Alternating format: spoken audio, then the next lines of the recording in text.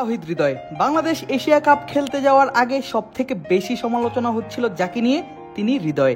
লিটন তামিম ইমনদের নিয়ে top order, ফিজ সাকিব তাসকিনদের নিয়ে bowling attack, Rishad Nasum Sheikh মেহেদীদের নিয়ে স্পিন অ্যাটাক, সবকিছুই ছিল ভরসা করার মতো।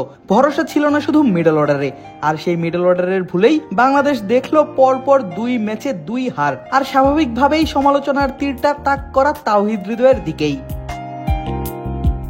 মাঠের ভেতরে কিংবা বাইরে হৃদয়কে নিয়ে সমালোচনাটা হচ্ছিল বেশ অনেকদিন আগে থেকেই। আর এর মাঝেই অধিনায়ক লিটন দাস শুনিয়েছিলেন এক আশার বাণী, বলেছিলেন হৃদয় বিগ ম্যাচ প্লেয়ার। অধিনায়কের কথায় কিছুটা আশ্বস্ত হয়েছিলেন টাইগার সমর্থকরা। অ্যাঞ্জেলিক ফ্রেশ এয়ার ফ্রেশনার, মুহূর্তেই মন মাতানো মনোরম সুবাস, জাগিয়ে তোলে এক স্নিগ্ধ অনুভূতি। অ্যাঞ্জেলিক। এশিয়া কাপে বাংলাদেশের প্রথম ম্যাচে হংকং এর বিপক্ষে অপরাজিত 35 রানের ইনিংস খেললেও হৃদয়কে নিয়ে হচ্ছিল সমালোচনা। কারণটা তার স্ট্রাইক রেট।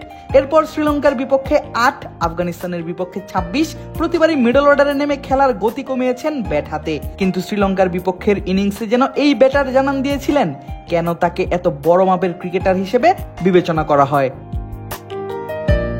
সুপার 4-এর সেই ম্যাচে হৃদয় খেলেছিলেন 58 রানের এক ইনিংস, বাংলাদেশকে নিয়ে গিয়েছিলেন জয়ের বন্দরে। ভক্তরাও ভুলে গিয়েছিলেন তার অতীতের সব।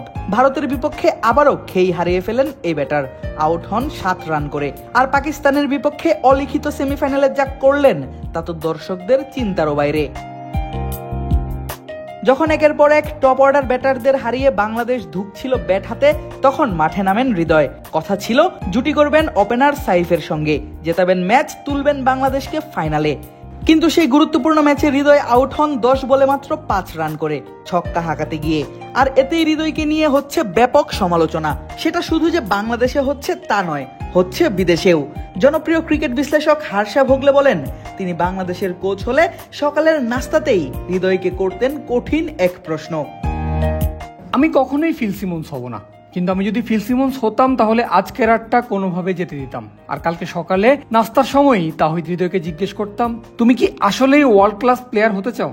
কারণ তুমি যদি বিশ্বমানের ক্রিকেটার হতে চাও তাহলে তোমার অ্যাপ্রোচ বদলাতে হবে এবং ভিন্নভাবে ব্যাটিং করতে হবে। তুমি যাও 100টা বল খেলো, ভিন্ন ভিন্ন শট শেখো। আজকে সে যেটা করেছে সেটা কোনোভাবেই বিশ্বমানের ক্রিকেটার তৈরি হওয়ার নমুনা না। আজকে তার সামনে এমন একটা দিন ছিল যেখানে সে বিশ্বকে দেখিয়ে বলতে পারতো, দেখো আমি কে।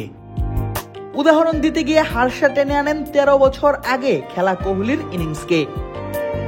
2012 সালে বিরাট কোহলিও এমন একটা ম্যাচ খেলেই জানান দিয়েছিল, আমি এমন ম্যাচ জেতাতে পারি। ঠিক আছে, মানছি কোহলি ভিন্ন মাপের প্লেয়ার, কিন্তু হৃদয়ের মতো একজনের জন্য আজকে এমন একটা দিন ছিল, যদি সে বিশ্বকে বলতে চাইতো আমি বিশ্বমানের ক্রিকেটার, তাহলে আজকে তাকে অ্যাঙ্করিং করে চেজ করতে হতো। অ্যাঙ্করিং বলতে বোঝাচ্ছি 50 কিংবা 60 রানের একটা ইনিংস খেলে আসতে হতো। শুধু হার্ষা ভোগলে নয়, ভারতীয় আরেক ক্রিকেট বিশ্লেষক দীনেশ কার্তিকও কথা বলেন হৃদয়কে নিয়ে। বলেন, পাওয়ার প্লের বাইরে হৃদয়ের ব্যাট চালানোর মতো স্কিল নেই। আপনি তাওহিদ হৃদয়কে দেখুন, তাকে অনেক হাইলি রেট করা হয়, কিন্তু পাওয়ার প্লের বাইরে খেলার মতো স্কিল তার মধ্যে নেই। এখন তার ভেতরে ওই জিনিসটাও নেই যে পাওয়ার প্লেতে কম ঝুঁকি নিয়ে কিভাবে বাউন্ডারি আদায় করতে হবে। তার সবই হাই রিস্কি শট ছিল। বাংলাদেশের সাধারণ দর্শক থেকে শুরু করে বিদেশি বিশ্লেষক সবাই তাওহিদ হৃদয়কে দেখতে চান বিশ্বমানের ব্যাটার হিসেবেই। কিন্তু প্রশ্ন হলো, হৃদয় কি নিজেকে দেখতে চান সেই জায়গাটায়? যদি হৃদয় আসলেই সেখানটায় যেতে চান, তাহলে কি করতে হবে তাকে, সেটা তার অজানা নয়। তবে এখনো ফুরিয়ে যায়নি সময়, সামনে পাড়ি দিতে হবে বহুদূর পথ। কিন্তু তার আগে হৃদয়কে নিজেকে প্রমাণ করতে হবে বেশ ভালোভাবেই। তা না হলে অসময়েই হারিয়ে যাওয়া তারকা ক্রিকেটারদের তালিকাতেই হয়তো জায়গা পাবে এই ব্যাটারের নাম। আদিব আশরাফ, ক্রিক ফ্রেন্জি।